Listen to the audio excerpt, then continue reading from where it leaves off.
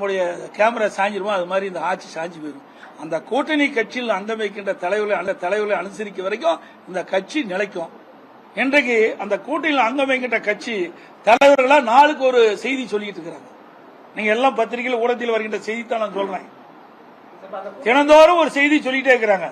ஒரு கட்சி தலைவர் என்னங்கிறாரு, நாங்க மேதகு ஆளுநர் ஆட்சி வரக்கூடாது என்பதற்காக ஆதரவு கொடுக்கிறோம், ஆனா திமுக கூட்டணியில் அங்கம் வைக்கிறார்.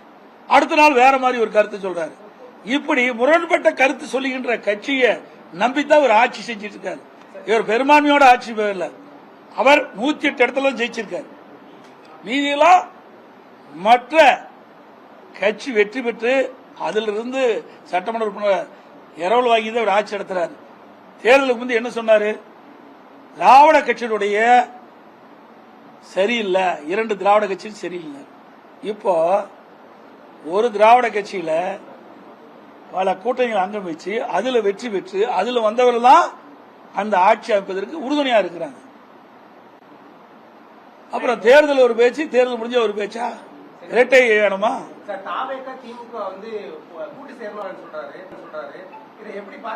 அவருடைய கருத்து தான் திறந்தோர் ஒரு கருத்து சொல்லிட்டு இருக்காரு. எந்த கருத்தை எடுத்துக்கிறது அப்படின்னு ஒரு கட்டுக்கதையை கட்டி விட்டுருக்காங்க. அதாவது எங்களை பொறுத்த வரைக்கும் அனைத்து இந்திய அண்ணா திராவிட முன்னேற்ற கழகத்தை பொறுத்த வரைக்கும் நாங்க சொல்கின்ற கருத்து எங்களுடைய கருத்து, மற்றவருடைய கருத்தெல்லாம் இணைக்க கூடாது. புரிஞ்சுக்கிட்டீங்களா? ஒவ்வொருவருக்கும் ஒரு கருத்து இருக்குது. எங்களை பொறுத்த வரைக்கும் அனைத்து இந்திய அண்ணா திராவிட முன்னேற்ற கழகத்தை பொறுத்து உங்களுக்கு தெரியும். பொன்மனச்சம்பல் புரட்சித் தலைவர் எம்ஜிஆர் இந்த இயக்கத்தை துவங்கின்ற பொழுது தீய சக்தி திமுக என்று சொல்லிதான் தொடங்கினாங்க. அந்த நிலைப்பாட்டில் இன்ற வரைக்கும் இருக்கிறோம்.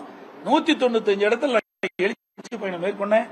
அப்பவும் திராவிட முன்னேற்ற கழகத்தில் செய்த தவறுகளை தான் 5 ஆண்டு காலம் பிரதான எதிர்க்கட்சி தலைவராக இருந்தேன். அப்பொழுது சட்டமன்றத்தில் பேசுகின்ற பொழுதும் அந்த கருத்தின் அடிப்படையில் தான் திராவிட முன்னேற்ற கழகம் செய்த தவறுகள் அதை சுட்டிக்காட்டி தான் நாங்க பேசணும். இன்றைக்கும் அந்த நிலைதான்.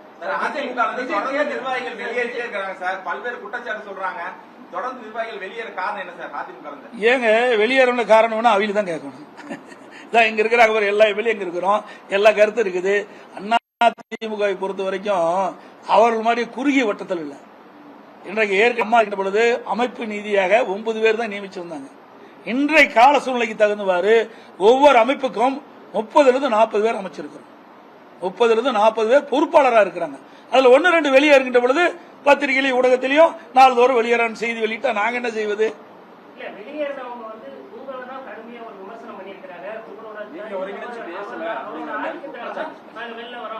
அப்புறம் அது வரைக்கும் ஜெயிக்க வரைக்கும் ஆதிக்கம் இல்லையா? ஆட்சி அமைக்கலைன்னா எப்படி வேணா கருத்து சொல்லலாம்.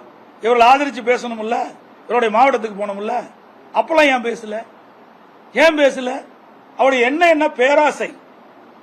இன்றைக்கு வேற இடத்துக்கு போனா மந்திரி பதவி கிடைக்கணும் ஆசைப்பட்டாங்க. அவர் பெரிய அண்டாவில் அல்வாக கிண்டி கொடுத்துட்டு போயிட்டாரு. அதிமுகவை ஒன்றுமில்லாம் ஆக்கிய பொறுப்பு வந்து தினகரனையே சாரும் சொல்லிட்டு காங்கிரஸ் மாநில தலைவர் மாணிக்கம். அந்த கட்சியில என்ன இருக்குது? கழுத தேஞ்சு கட்டருபாகிற மாதிரி அது எவ்வளவு பெரிய இயக்கம், 100 விழா கண்ட கட்சி இன்னைக்கு தமிழகத்தில் எந்த நிலையில் இருக்குது? அவர் பேசுறாரு, ஏதாவது புதுசா வந்திருக்காரு, ஏதாவது பேசி விறுவிறுப்பான செய்தி வெளிவரணுங்கிறதுக்காக அந்த கருத்தை சொல்லி இருக்கிறார்.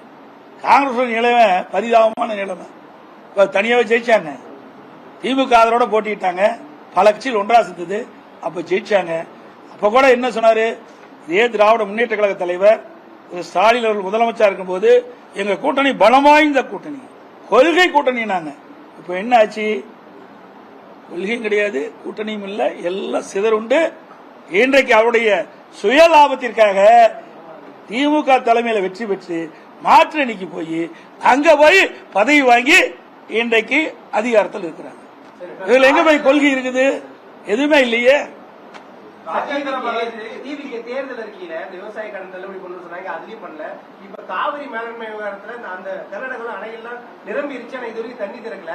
ஆனா இவர் நான் ஏதோ பேசணும்னு சொல்றாங்க, ஆனா நான் பேசி 2 தரப்புலயும் சண்டை வரக்கூடாது, பிரச்சனை வரக்கூடாது அப்படின்னு சொன்னா விவசாயிகளுக்கு தண்ணீர் இது வரைக்கும் காவிரி அணையில வரல, டெல்டாவிலையும் ரொம்ப சிரமப்படுறாங்க. ஆனா விவசாயிகள் மீது எந்த ஒரு அக்கறை இல்லாதவர். ஏங்க அதாங்க கட்சி ஆரம்பிச்சா 2 வருஷம் ஆகுது. ஏதாவது அனுபவம் இருந்தா பரவாயில்ல, விவசாயிகளை பத்தி சிந்திச்சா பரவாயில்ல. விவசாயிகள் என்ன கஷ்டப்படுறாங்கன்னு தான் பண்ணல. அதெல்லாம் அதுக்கு முன்னுரிமை கொடுப்பாரு. அதாவது இப்போ அவருடைய அட்வைசர் யாரு? தேர்தல் வகுப்பாளர் தான் அட்வைசர். இதுக்கு முந்தி இருந்த திமுக தான் சரி, அண்ணா தான் சரி, நான் இருக்கும்போது சரி, அட்வைசரா போறதா ஒரு அனுபவமிக்க துறை வாரியாக அனுபவம் வாய்ந்த ஒரு துறை செயலாளரை நாங்க போடுவோம். அவருடைய அட்வைஸ் எல்லாம் கேட்போம், அவருடைய ஆலோசனை கேட்போம், செயல்படுவோம். ஆனா இவர் ஒரு புதுமை படைச்சிருக்காரு. சினிமாவில் புதுமை படைக்கின்ற மாதிரி ஒரு அரசாங்கத்தில் இவர்களுக்கு யாரெல்லாம் தேர்தல் நேரத்தில் ஆதரவா இருந்தாங்க, ஆலோசகரா இருந்தாங்க, அவரெல்லாம் இன்றைக்கு அட்வைசரா போட்டிருக்காரு. இன்னொன்னு வேடிக்கை என்ன, ஜனநாயகம் படத்தினுடைய தயாரிப்பாளரை இன்றைக்கு அவர் டெல்லி சிறப்பு பிரதியா போட்டிருக்காரு. அடுத்து இன்னொரு எடிட்டிங் யாருக்கு ஒருத்தர் போட்டிருக்கான்னு எனக்கு வந்த தகவல். இது பண்ண கொஞ்ச நாள்ல அவருடைய மேக்கப் மேனுக்கும் அவர் ஏதாவது பதவி கொடுத்துருவாரு. ஆக எல்லாமே சினிமா ஆக்கிட்டாரு. அரசாங்கம் என்பது ஒரு கேள்விக்குறியாகிவிட்டது என்பதை இந்த நேரத்தில் தெரிவித்து அனைத்து ஊடகங்களுக்கும் நன்றி. வணக்கம்.